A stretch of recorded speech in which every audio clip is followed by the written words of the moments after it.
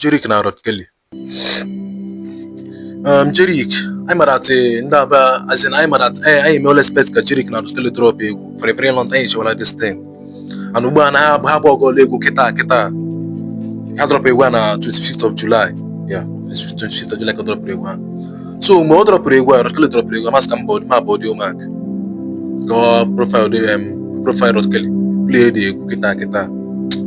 Like Jerick na Rod Kelly, how we going on expect to have go right?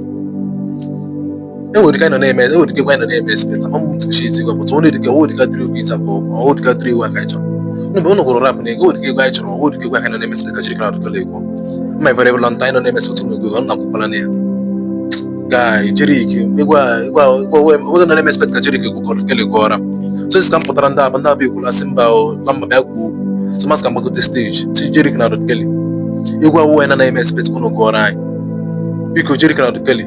O can be a good job of go nonsense. You got an name expect. You would give one name expect to no Guara, Honogrona, won't you write? Mom would give with the hand, but to nobody, but you got a thought, my own thought. Wow, it's a would be a good.